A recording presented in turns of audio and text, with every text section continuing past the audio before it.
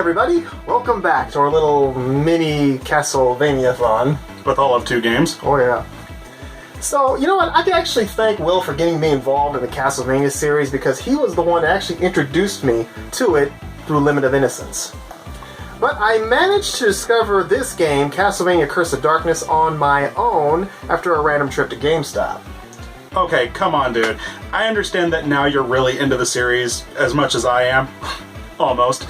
But come on, does this game really hold up after all this time? That's a really good question.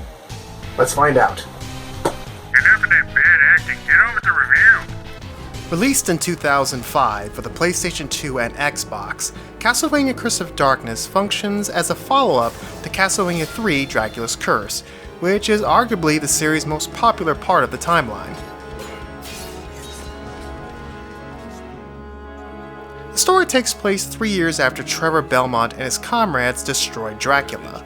Now, you would think everything would be A-OK, but not so fast. Dracula managed to put a curse on the land with his dying breath. Lord of Darkness always manages to get the last word. With everything still in the grip of chaos, a new player has entered the scene. His name is Hector, a human being that was once a servant of Lord Dracula. Now, where was he during the events of Dracula's Curse? Well, he ran off when the Prince of Darkness started killing humans. Oh, convenient. Yeah, it's one of those times where the creators retroactively switch things up, but hey, it happens all the time. Hector returns to Dracula's castle in search of vengeance, as he is a devil-forged master. He has the ability to take an inanimate object and turn it into a powerful creature that can serve him. The only other person that has this ability is Isaac, who blames Hector's defection for Dracula's defeat. So he murdered Hector's woman Rosalie. Hector is forced to regain his abilities that he forsaken years ago, and begins his quest to settle the score with Isaac. Eventually he comes across a mysterious young witch by the name of Julia, who happens to look like Hector's old love Rosalie. Personally, I never really understood that. It just seems like an arbitrary reason for Hector to fall in love with her. Soon Hector runs into other interesting characters as well, including This is the hour of your death. Oh my goodness, it's Trevor Belmont! Oh man, look, he's so cool and he keeps kicking me in the... I really love Trevor's design in this game. Hell, I even once cosplayed as him. Yeah, I know, I'm sad. After handing Hector his ass, Trevor spares him as he can see that he's not the one he's looking for. But unfortunately for our vampire hunter, he does find the real Devil Forge master who's behind these recent dark deeds, but Isaac gets the drop on him and stabs him from behind. Trevor is not killed, but he's taken out of commission, which leaves Hector to face Isaac alone. Hector manages to take care of him, but he's unable to stop Dracula from returning. So Hector must go one-on-one with his former master, and after a long growing battle, he's able to defeat him. Hector afterwards decides to sacrifice himself as he's the last of Dracula's servants, but is then saved by Julia, who convinces him to live on as he has repaid his debts for his past sins. Hector agrees and seeks out a quiet place for him and his devil friends to live peacefully, with Julia accompanying him. Now, I find the story to be quite entertaining, and it does feel like an adequate continuation from the storyline that started with Dracula's Curse. Hector as a character is nothing special, but he is okay. He's pretty much your typical pissed off guy. The voice acting is done well considering the material, as everyone feels like they belong in the 15th century. Crispin Freeman and Liam O'Brien return from Limit of Innocence to provide their voices for Hector and Isaac respectively. Familiar voices, but still good ones. Let's talk about the gameplay here. Now, because Hector is not a member of the Belmont clan, he doesn't have access to the classic Castlevania weapons like the Vampire Killer and sub-weapons. But what he can do is create these things called innocent devils, little companions that can help him in his quest.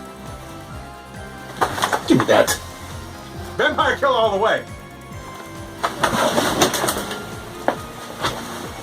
Hector will come across these rooms where he'll be able to bring one of his little friends to life. Now you can call them out through the pause menu, and you can give them several orders. You can put them in guard mode, have them perform automatically, or wait for a command, which is what I prefer. There are 6 different types that you can acquire. Some examples include fairy types, which can heal you, devil types that can perform attacks, and mage types that have magic, and so on and so forth. As you collect crystals, you can help evolve the devils, where you can not only get them stronger, but they can change shape and achieve new forms. As you continue to level up your devils, you can get new maneuvers. When you command your devil to perform them, it will cost some hearts, which is this game's life force. Make sure to keep an eye on that, because if they reach 0, well, your little devil friend will be taken out of action. So make sure to collect hearts and replenish them as much as you can. Another thing that will happen is that eventually they will drop devil shards that you can use to forge a new devil. Now you may be asking, where can we go to do that? Well, at Julia's shop, of course. Yeah, she's pretty much in the Ronaldo role for this game. Julia will help you store, create, and care for your buddies, not to mention, there you can buy and sell goods. Another capitalist, I see. One thing about this game is that it seems like it's a lot harder to collect money here than it was in the previous game, so if you really want to get some more dough, it seems like selling things is your best option. By the way, if you have a saved copy of Limit of Innocence in your memory card, before you start your adventure, you can go down this route and find a valuable object that you can sell to Julia for a good amount of loot. The more the merrier. Hector starts out with a dinky little sword as his handheld weapon. He has a normal attack, but there is a second attack that you can execute a combo string. Hector has a defense that works pretty closely to Innocence, along with a dodge step and a jump. And speaking of the quick step, well, you're going to be using that quite often when it comes to Hector, because our character here is not exactly very fleet of foot. In fact, he's slower than Will when it comes to reviewing Castlevania 2 Simon's Quest. Why did you have to go there? I do acknowledge that Leon's foot speed was similar, but I think the difference there was that he was confined inside a castle. In this game, there are more open areas. It's basically like a countryside. So it does take Hector a little while to get around, so for some people this may become pretty boring. Oh, I do admit, when I played the game, I like using the quick step just to get a move on. When you destroy enemies, they will usually drop items, including materials. In fact, you can also steal items from them as well. In the pause menu, you can combine these items to forge new weapons and armors. This can give you more powerful gear, which goes along with your leveling up. You can also get some interesting weapons too. Can't say Castlevania doesn't have a sense of humor.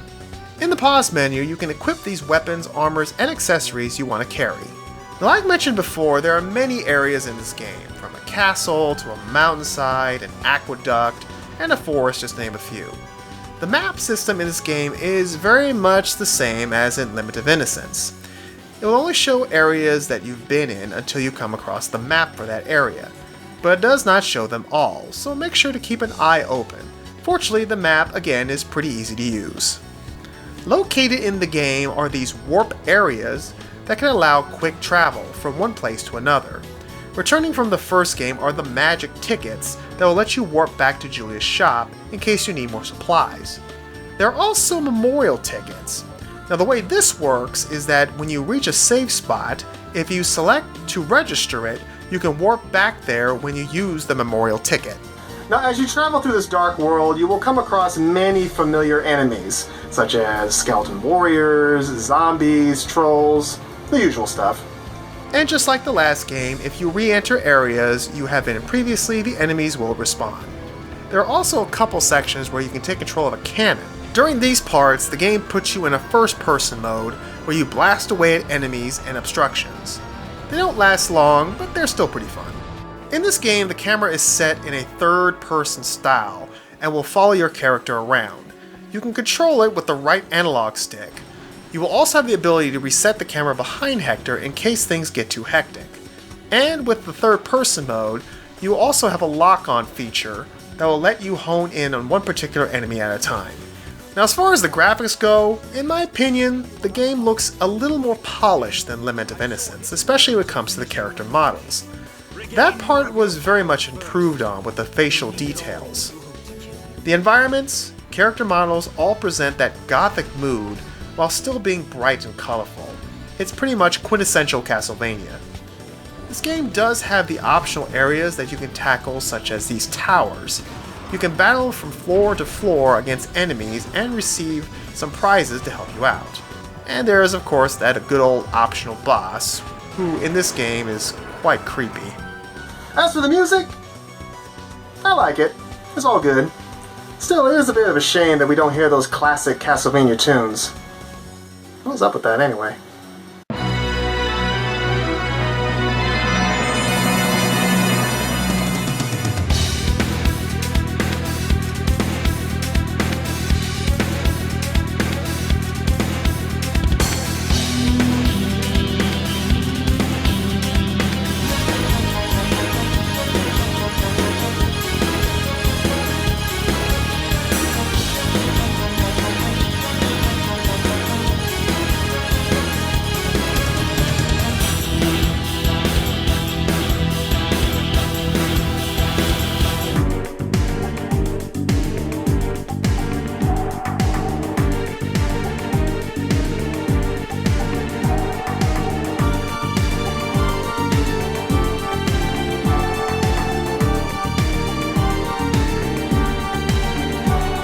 Now overall, Castlevania Curse of Darkness is a pretty fun time.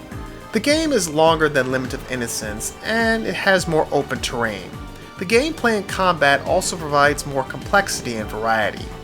But if you still feel the need for that good old Belmont action, well, you're in luck. If you beat the game, you have the ability to play through it as Trevor Belmont, with all his Castlevania goodness. The whip, the sub-weapons, all that good stuff, and he is a lot of fun. You have access to all of his sub-weapons at all time, and you can toggle through them just like the ones you want. It is pretty damn cool. Sometimes you just can't beat a good old-fashioned Belmont, you know? Now, if you did enjoy Limit of Innocence, we do feel that you should be able to enjoy Curse of Darkness as well. Neither one of these games were really groundbreaking in any way, but they were both more than worthy of carrying on the legacy of Castlevania. Where this series goes from here is really anyone's guess. But one thing's for sure, we can always travel back to these old adventures and revisit them again and again and again.